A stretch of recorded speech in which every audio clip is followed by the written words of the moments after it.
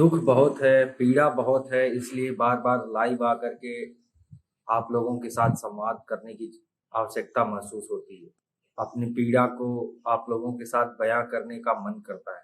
साथियों, पिछले 2 महीने में अगर देखा जाए, 2 से 3 महीने में इतनी घटनाएँ घट रही हैं, बावजूद उसके प्रशासन और शासन से जो सहयोग मिलना चाहिए उस पीड़ित परिवार को, वो नहीं मिल पाता है। लगातार ऐसी घटनाएँ अलग-अलग जनपदों में हो रही हैं, हर तरफ।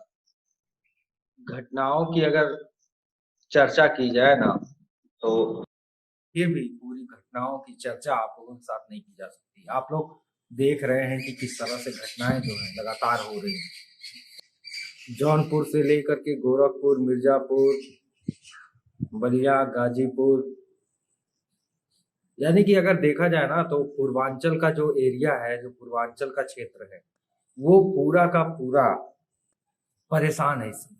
पूर्वांचल के जितने जिले हैं, उस जिले की जनता पूरी तरह से इन आतताइयों से परेशान है।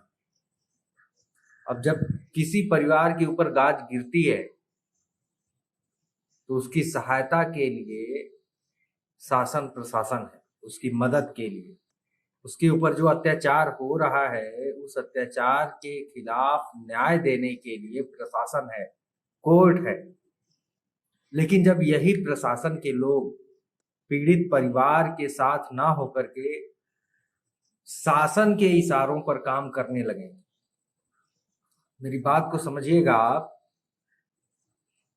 कि वो अपनी ड्यूटी छोड़ करके अपना जो कर्तव्य है उसको दरकिनार करके, किनारे करके, पीड़ित के लिए कार्य ना करके सत्ता में जो लोग हैं उनके इशारे पर जब कार्य करने लगता है, तब वहां न्याय की उम्मीद करना बहुत ही बेईमानी लगती है। साथियों, हर घटना में आपको ऐसा देखने को मिलेगा। 4 तारीख को अयोध्या में 2 भाइयों के ऊपर जो है मिट्टी कड़ाही का खौलता हुआ तेल फेंक दिया जाता है, आरोपी फेंक देते हैं। एफआईआर में जो धाराएं प्रशासन लगाई है उसमें कहीं ऐसी धारा का उल्लेख नहीं है जो उस घटना को परिभाषित कर सके। नॉर्मल सी धाराएं लगा करके एफआईआर दर्ज कर लिया गया है। गिरफ्तारी अभी तक नहीं हुई। दोनों भाई इलाज करवा रहे हैं, ठीक है, लेकिन सबसे बड़ी बात यह है कि आखिर इस तरह की घटनाएं रुकने का नाम क्यों नहीं ले रही? इस तरह की घटनाएं घट क्यों रही हैं? क्या प्रशासन या कानून का जो खौफ है वो लोगों में नहीं है? ऐसे अपराधियों के अंदर वो खौफ खत्म हो गया है क्या? आखिर कानून से जो डर होना चाहिए वो लोगों के अंदर क्यों नहीं? लोगों के अंदर ये डर अगर नहीं रहेगा तो इस तरह की घटनाएं लगातार होंगी साथियों। और ऐसी घटनाओं से जो पीड़ित रहेगा, उस पीड़ित को न्याय मिलना बहुत ही मुश्किल है।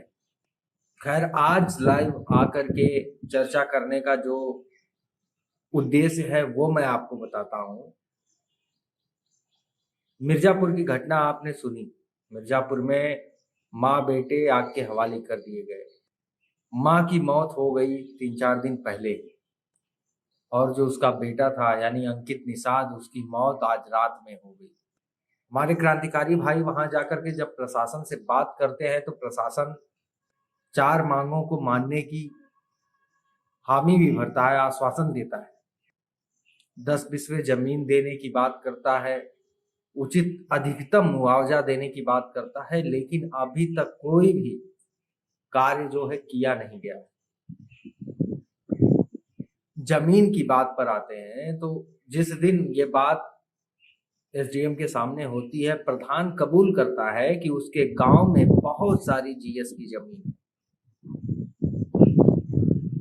तो फिर आज 4 दिन होने को है, प्रधान ने प्रस्ताव जमीन देने के लिए क्यों नहीं दिया एसडीएम को? लेखपाल जो है वहां का, उसने क्यों नहीं प्रस्ताव को आगे बढ़ाया? कल एसडीएम से बात होती है तो कहते हैं कि हमें 1 हफ्ते का समय दीजिए। आखिर ये समय क्यों मांग रहे हैं? ऐसा नहीं होना चाहिए। जिन मांगों को लेकर के ज्ञापन दिया गया है उन मांगों पर प्रशासन को अमल करनी चाहिए, जल्द से जल्द उसको पूरा करने का प्रयास करना चाहिए। आज दो दो मौतें हो चुकी हैं, माँ भी नहीं है, उसका बेटा भी नहीं, और प्रशासन के लोग जिनका रवैया इस तरह का है, अगर इस तरह से कार्य होगा तो कानून पर कितना विश्वास रह जाएगा लोगों का?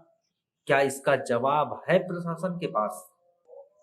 आखिर यही सब कारण है जिसके कारण ऐसे अपराधियों का हौसला बढ़ता है अपराध करने में। कानपुर की जो घटना हुई है उसका जो आरोपी है, आतंकवादी है, उसके ऊपर ऊपर 71 पुलिस केस है, 71 मामले हैं उसके ऊपर। लेकिन कानपुर नगर कोतवाली में या वहां के थाना में, स्थानीय थाने में वांटेड की लिस्ट में उसका नाम ही नहीं है। ऐसा क्यों? क्योंकि उसको सत्ता का संरक्षण प्राप्त है कहीं ना कहीं से, या बड़े नेताओं का हाथ उसके ऊपर है। इसलिए ना तो उसके ऊपर कोई कार्रवाई हो रही थी, या उसका जो केस था उसके जो धाराएं थी उन धाराओं को का पालन करते हुए ना तो उसको कभी गिरफ्तार किया जा रहा था, ना उसके ऊपर कोई कार्रवाई हो रही थी। आखिर उसने इतनी बड़ी घटना को अंजाम दे दिया, हमारे 8 जाबाज पुलिस वालों की जान ले ली उसने। ये जो छुटभइये नेता ये छोटा छोटा जो कांड कर रहे हैं, यही आगे चल करके बड़े गुंडे बनते हैं, बड़े अपराधी बनते हैं। अगर इनकी लगाम को पहले ही नहीं कसा गया, इन पर पहले ही लगाम नहीं लगाई गई, तो यही विकास दुबे जैसे बड़े और दुर्दांत अपराधी बनेंगे। इस बात को प्रशासन को समझना चाहिए। इन अपराधियों पर लगाम लगाने की जरूरत है।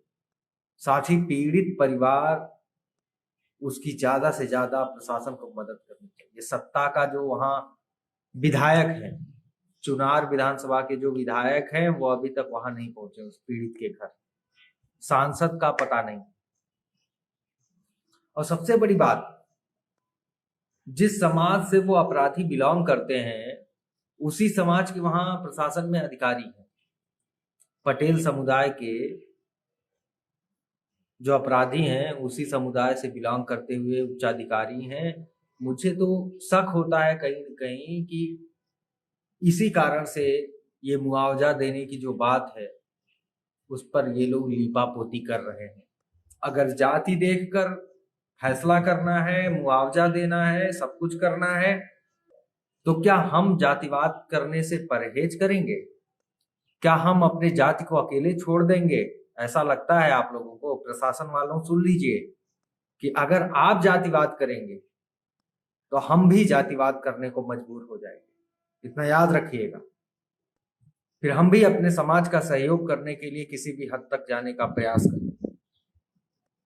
कानून के दायरे में हैं हम लोग, कानून का सम्मान करते हैं, इसलिए आपसे विशेष आग्रह कर रहे हैं कि आप उस पीड़ित परिवार का जो मांग है चारों, उसको जल्द से जल्द पूरा करने का प्रयास कीजिए।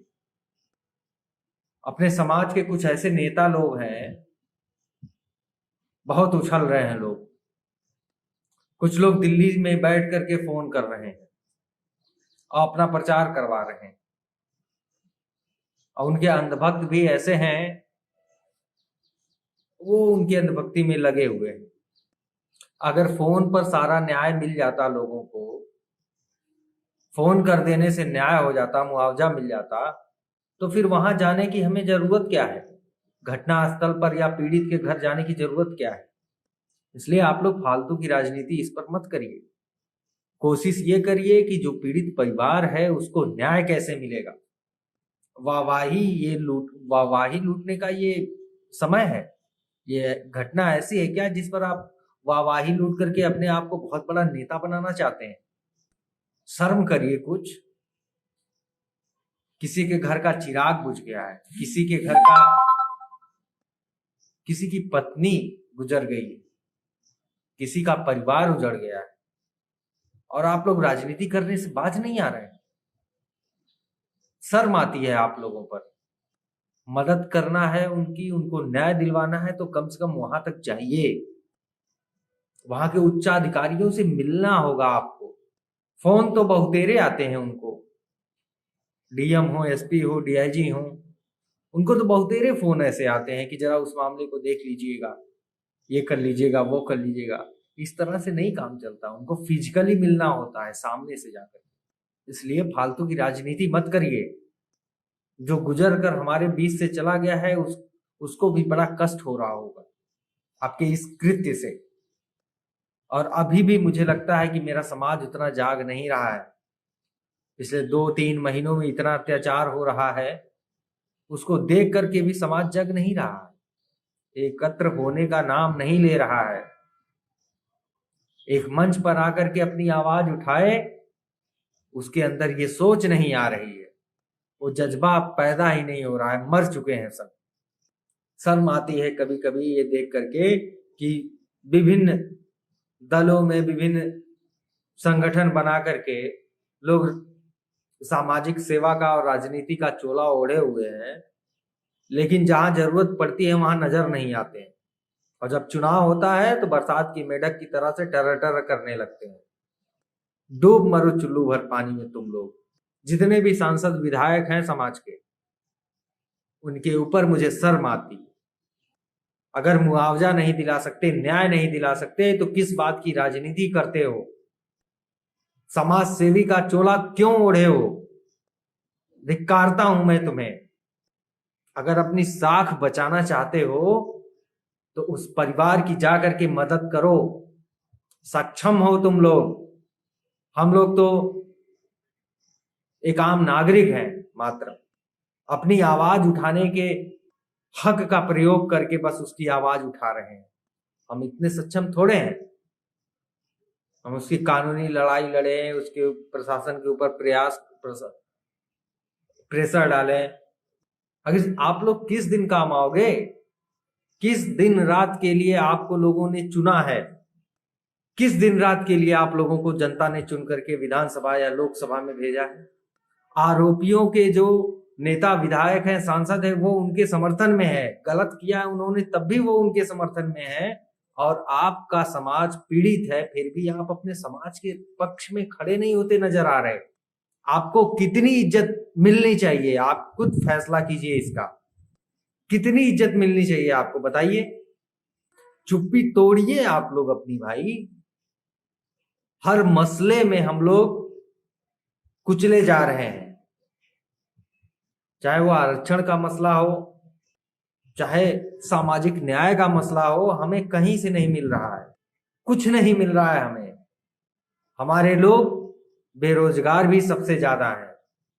हमारे ही लोगों को आजीविका में कष्ट इस समय है। बारिश का मौसम चल रहा है, आप समझिए उसको।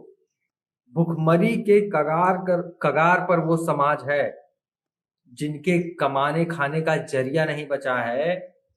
उसकी मदद करिए आप लोग। जिस परिवार के ऊपर इतना बड़ा जुल्म हुआ है, उसकी सहायता कीजिए आप लोग। अनुरोध है ये हमारा।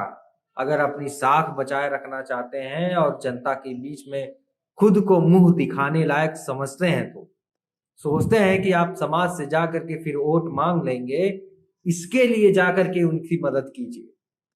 प्रशासन पर दबाव डालिए कि जो 4 सूत्री मांगी गई हैं ज्ञापन के द्वारा, उन मांगों को जल्द से जल्द पूरा किया जाए, वरना एक परिवार फिर बिखर जाएगा। ये बात ध्यान में रखिए। और एक ही परिवार नहीं, आने वाले कुछ दिनों में बहुत सारे ऐसे परिवार जो है बर्बाद होंगे। इस बात को ध्यान में रखिए। निष्क्रिय नेताओं की श्रेणी में मत शामिल होइए, जो आवाज नहीं उठाते हैं, कुछ करते नहीं है अपने समाज के लिए, देश के लिए, जनता के लिए, शोषित वर्ग के लिए, वंचित वर्ग के लिए, कमजोर तबके के लिए। एक बार फिर मैं मिर्जापुर प्रशासन से ये आग्रह करूंगा कि जो मुआवजे के लिए 4 सूत्री मांगे दी गई हैं, उनको उस पर जल्द से जल्द कार्य कीजिए, वरना उसके बाद समाज के अंदर का आक्रोश कब फूटेगा, उसकी जिम्मेदारी हम लोगों की नहीं है। उसके जिम्मेदार पूरी तरह से आप लोग होंगे। अनुरोध है आपसे कि परिवार की मदद कीजिए। परिवार को जो मुआवजा देना है उसे जल्द से जल्द दे दीजिए, उसको पीड़ित परिवार की मदद कीजिए। बस आज यही बात करनी थी आप लोगों से। जुड़ने के लिए सभी साथियों का धन्यवाद, जो लोग जुड़े, जो लोग देखे इस वीडियो को।